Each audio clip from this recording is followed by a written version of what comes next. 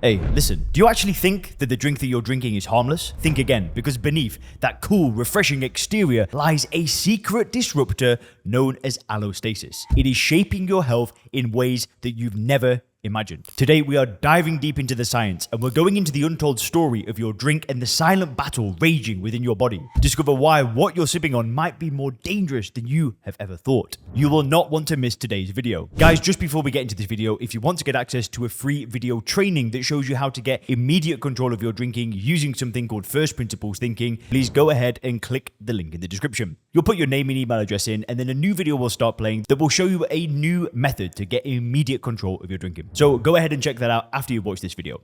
And now back to it. So, the idea of homeostasis, in a nutshell, states that the human body has one main function: to maintain internal constancy. The idea was first formulated in the middle of the 19th century by French scientist Claude Bernard. In his famous words, all of the vital mechanisms have always one goal: to maintain the uniformity of the conditions of life in the internal environment. Now, the way that this happens is through feedback mechanisms. When one of our body's internal parameters deviated from a predetermined point, this information is fed back to a compensatory mechanism that restores the parameter to its original value. Two examples of homeostatic mechanisms are our body's internal temperature and pH control. Now, regardless of the outside temperature, we maintain a near constant internal temperature of around 37 degrees Celsius. Similarly with pH, which hovers around 7.4 regardless of our food consumption or activity levels. Now, the homeostatic model of the human body has come to dominate medicine, and for good reason. Firstly, it's been wildly successful in understanding and treating various diseases. And secondly, it's practical. For example, you have your blood taken. Some of the values deviate from a recommended optimum or acceptable range, and then your doctor prescribes a medication and the values then return to their normal levels. End of story. Or is it?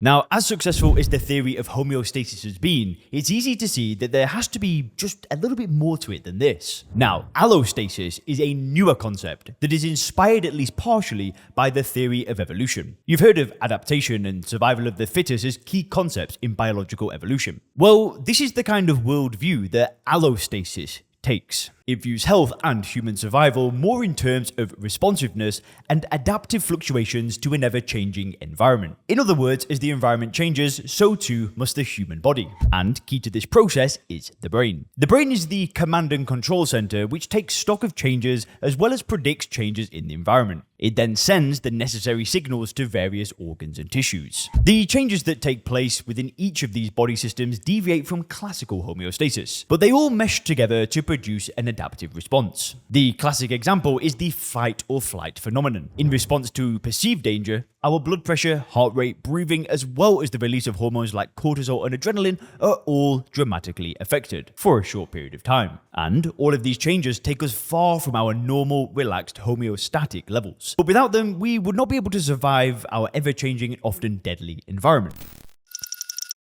Now, the problem with allostatic mechanisms is that they come at a cost. For example, the fight and flight response is a very costly proposition for our body. You can only keep it for a limited period of time before eventually becoming weak and sick. Researchers call this cost allostatic load, and it is imposed on us either by external demands from our environment or from malfunctioning systems within our body. So when these demands become chronic, our body eventually adapts a new set of equilibria. It learns to operate within a different set of parameters. Its state has now become allostatic instead of homeostatic. Now, by this point, you've probably connected the dots and know where this discussion is headed. See, alcohol is a toxin, a light, soluble molecule that penetrates most tissues in our body, including the brain. Because of how widely it is diffused and how many systems it affects, alcohol taxes our body like few other substances. Now, in the beginning, we drink largely because alcohol artificially activates our reward system. We drink because we like it. Over time, heavy consumption forces our body to respond to this evolutionary novel challenge. It forces it to settle into a prolonged allostatic state. Now, the brain reward system by now has reset at a new point where alcohol hardly provides us with any reward at all. So at this point, we drink mainly to avoid the pain of withdrawal. Now, at the molecular level, various neurotransmitter systems have now become chronically dysregulated and reset at new equilibria. These include GABA, glutamate, dopamine, endogenous opioids, and serotonin. But there are key differences between our body being relaxed into a homeostatic state and being forced by alcohol into a chronic allostatic state. For starters, it's the cost our body is paying to achieve the